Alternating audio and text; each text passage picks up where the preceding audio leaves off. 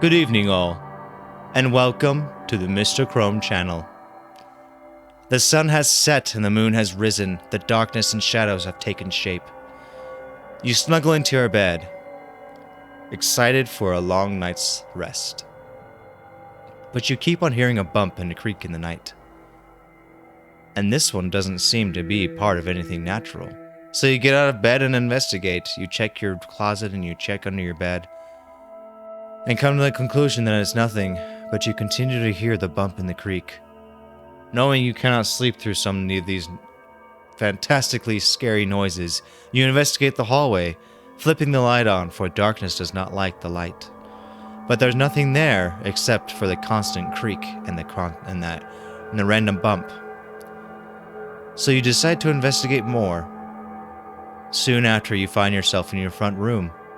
The creak and the bump are getting louder and more constant, and you're wondering if it's someone playing a practical prank on you, and so you decide to check the front door, swinging it open quickly and angrily yelling, "Who is it?" as you turn your porch light on. You are met with a dark street and a quiet neighborhood, and the bump and the creak have ceased.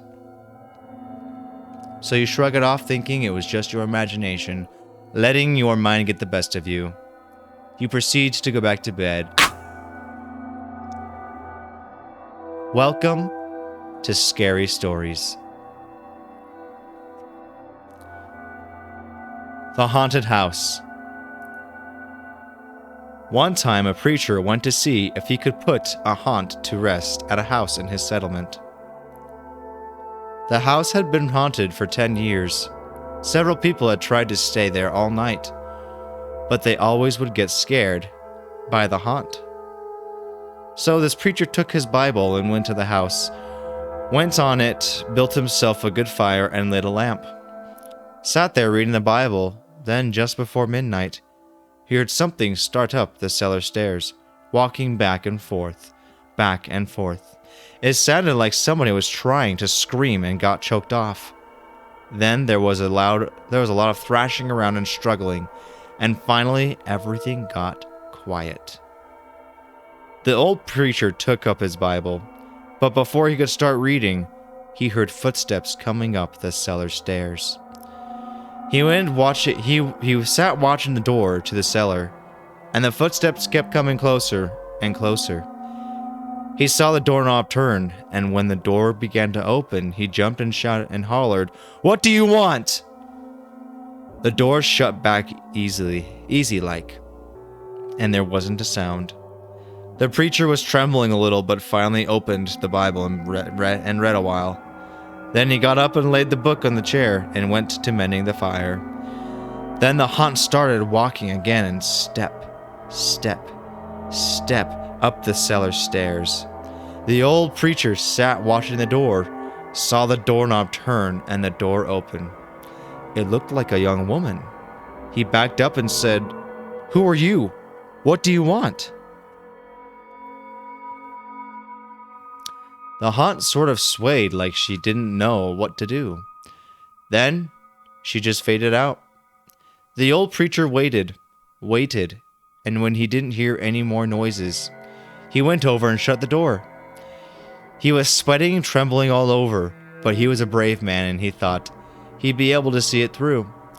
So he turned his chair to where he could watch, and as he sat down and waited, it wasn't long before he heard the haunt start up again. Slowly, step, step, step, step, closer and closer, step, step, and it was right at the door. The preacher stood up and held his Bible out before him. The knob slowly turned and the door opened wide. This time the preacher spoke quiet-like. He said, "In the name of the Father, the Son, and the Holy Ghost, who are you and what do you want?" The haunt came right across the room, straight to him, and took hold of his coat. It was a young woman about 20 years old. Her hair was torn and tangled, and the flesh was dropping off her face so he could see the bones and part of her teeth. She had no eyeballs, but there was sort of a blue light way back in her eye sockets. And she had no nose, to her face. Then she started talking. It sounded like her voice was coming and going with the wind blowing it. She told how her lover had killed her for her money and buried her in the cellar. She said if the preacher would dig up her bones and bury her properly, she could rest. Then she told him to take the end joint of the little finger from her left hand and lay it in the collection plate at the next church meeting, and he'd find out who murdered her. And she said, if you come back here once more after that, you'll hear my voice at midnight, and I'll tell you where my money is hid. You can give it to the church. The haunt sobbed like she was tired, and she sunk down towards the floor and was gone. The preacher found her bones and buried them in the graveyard. The next Sunday, the preacher put the finger bone in the collection plate, and when a certain man happened to touch it, it stuck to his hand. The man jumped up and rubbed and scraped and tore at the bone, trying to get it off. Then he went to screaming, like he was going crazy. Well, he confessed to the murder, and they took him to jail. After the man was hung, the preacher went back to the house at 1 midnight, and the haunt's voice told him to dig under the heart rock. He did, and he found a big sack of money, and where the haunt had held onto his coat, the print of those bony fingers was burned into the cloth. It never did come out. The guests. A young man and his wife were on a trip to visit his mother. Usually they arrived in time for supper, but they had gotten a late start and now it was getting dark. So they decided to look for a place to stay overnight and go on in the morning. Just off the road they saw a small house in the woods. Maybe they rent rooms, the wife said. So they stopped to ask. An elderly man and woman came to the door. They didn't rent rooms, they said, but they would be glad to have they would glad to have them stay overnight as their guests. They had plenty of room, and they would enjoy the company. The old woman made coffee and brought out some cake, and the four of them talked for a while. Then the young couple were taken to their rooms. They again explained that they wanted to pay for this, but the old man said he would not accept any money. The young couple got up early the next morning before the host had awakened.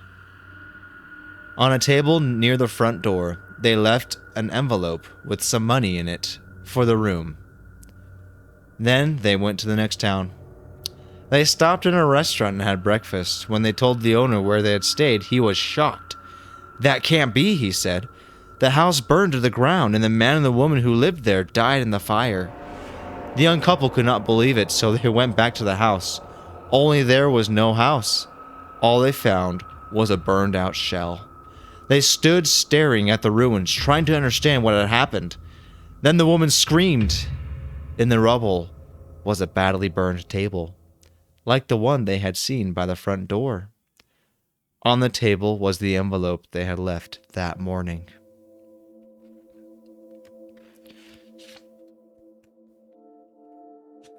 Tonight we'll be ending with a sort of silly song.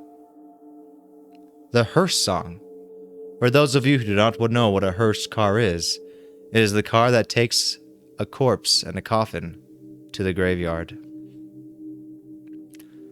Don't you ever laugh as the hearse goes by, for you may be the next to die. They wrap you up in a big white sheet, from your head down to your feet. They put you in a big black box and cover you up with dirt and rocks. All goes well for about a week, and then your coffin begins to leak. The worms crawl in, the worms crawl out, the worms play pick-a-lockle in your snout. They eat your eyes, they eat your nose, they eat the jelly between your toes. A big green worm with rolling eyes crawls in your stomach and out your eyes.